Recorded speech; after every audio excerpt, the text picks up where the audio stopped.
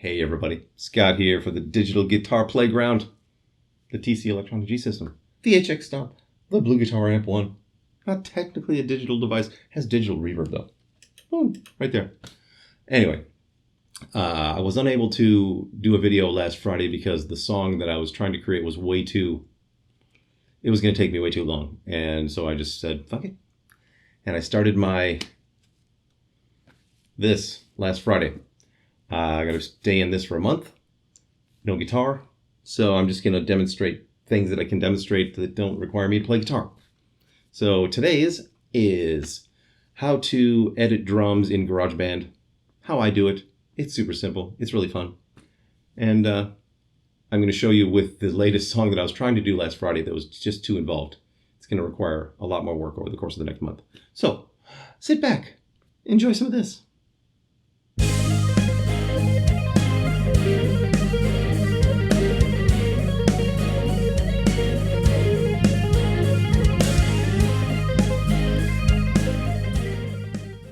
Now this one starts with a super simple drum beat.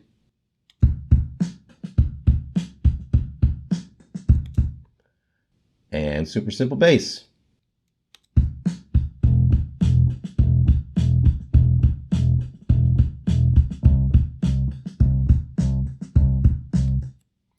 Now, those are fine and dandy, but I want the drums to follow the bass. Now, you know, the drummers come from the drum pool, which is, you know, these guys over here. Come on, fucker. Oh, Jesus. No, come on. So this one's Aiden. He's an indie pop drummer. I don't know where the fuck he's from. Nor do I care. Anyway, so I set up my little ball here in the middle. Let's just solo the drums alone. Now, when you move around this little yellow thing right here, it changes. Over here is softer and more simple. Over here is more complex. Up there is loud. So if you were to go all the way to the corner, softest and simplest, softest and most simple,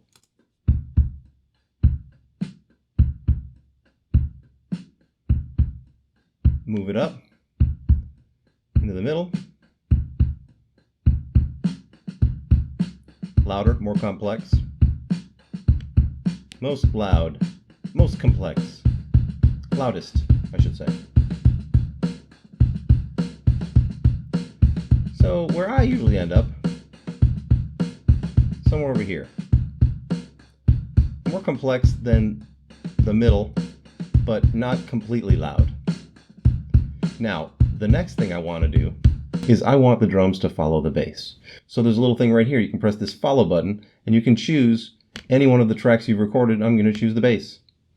So now it's going to recompute and reconfigure all of the hits to work better with the bass that I've laid down. Let's check that out.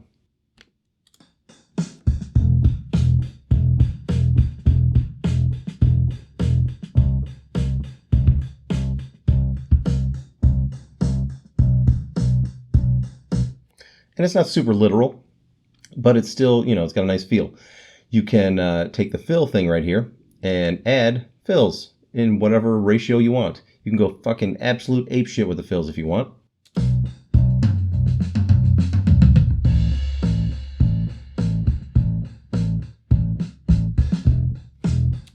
Or do what I do, excuse me, and go about 50% with the fills.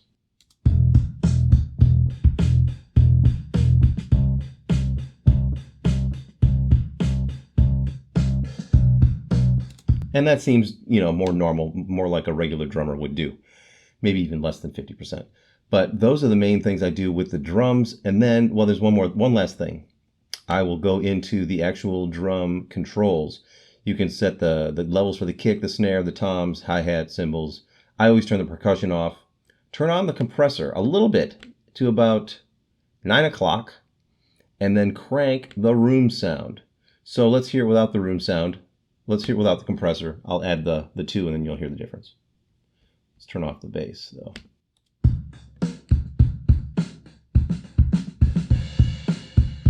With compression, let's turn up that room.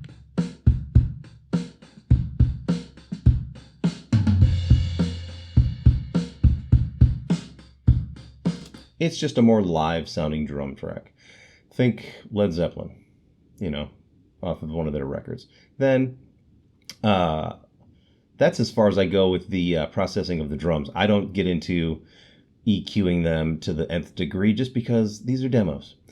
I do get into EQing in the nth degree my bass though, and my EBO stuff.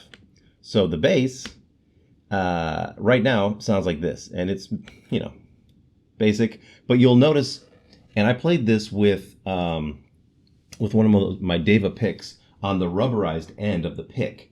So it's got more of a finger type or a thumb feel, but you hear when I come back and put the pick back in place, you can hear a little noise. So check it out.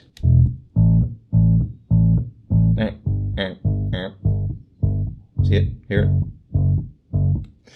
it? It's annoying, but I can EQ that away for the most part. So first thing I always do with the bass, crank the compressor.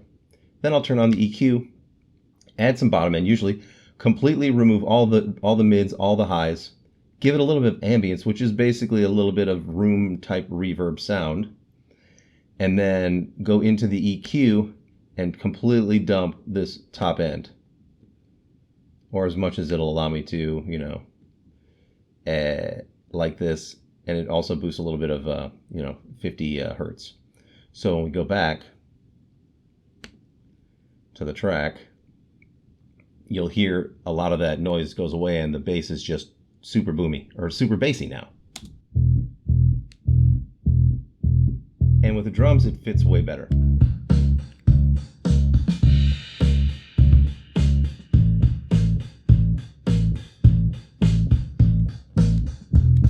So that's what I do with bass and drums. It's, simple basic stuff, but it makes a huge difference and it's so much more fun.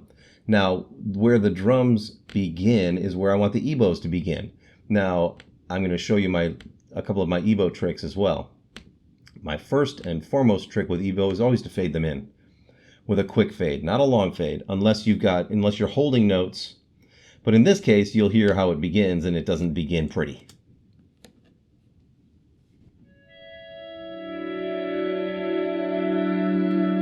It sounds like an orchestra tuning up. So we don't want that. Now, but when the drums start, or when the bass kicks in right here, I want it to be full volume at this point. So what we do is we go up here into the mix and we show the automation, and the automation we want to see is the volume control. So what we get to is, let's see here, we want to we've soloed out all of these things. Now you can see there's a little volume line that goes through these things, and it's right there. You gotta click on it for it to appear. They're all set to -4 dB. And there's a reason for that, because I'm going to do some EQing magic that will drop the volume drastically, but it'll make it sit in the mix better and it'll sound better to me because I like a very ghostly sounding EBO. Now, the first thing we do is we set our volume level right here. We had to set a marker, and then we want to set a fade-in marker. So we're going to go half. Now we're going to go quarter. So right here, a quarter of this measure, we want it to go from 0 to 100%. It's a fairly quick fade in, and then we just pull it down and do it with each one of them on the same marker. And I'll change it if necessary, but I think it's a pretty quick fade up. But I'm going to have to go over here to the beginning, pull all these down. Or what you can do is I think you can just hit it and then hit delete, and then it'll do that. Yeah, that's a better idea. Just highlight it and then delete. Highlight, delete, blah, blah, blah. And now all of our starts are the same. So we've got this. And that makes way more sense in the context of the song, I think. So we'll go back to the intro, blah, blah, blah.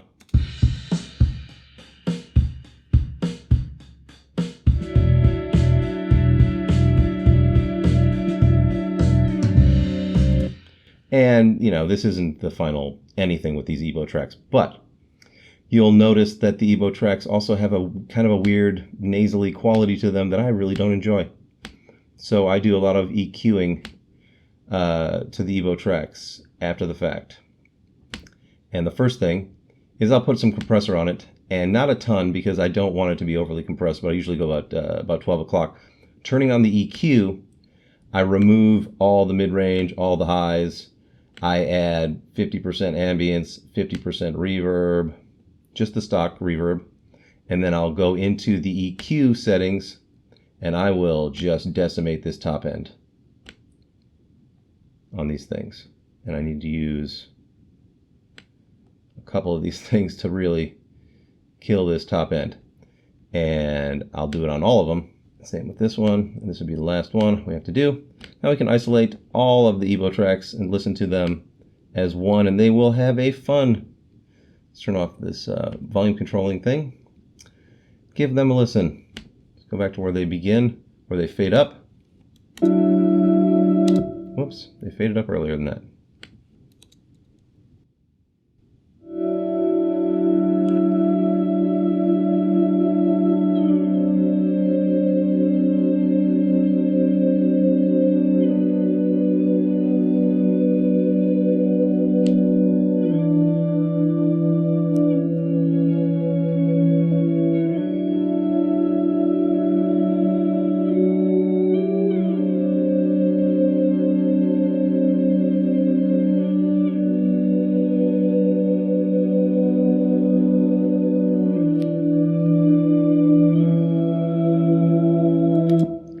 Good times.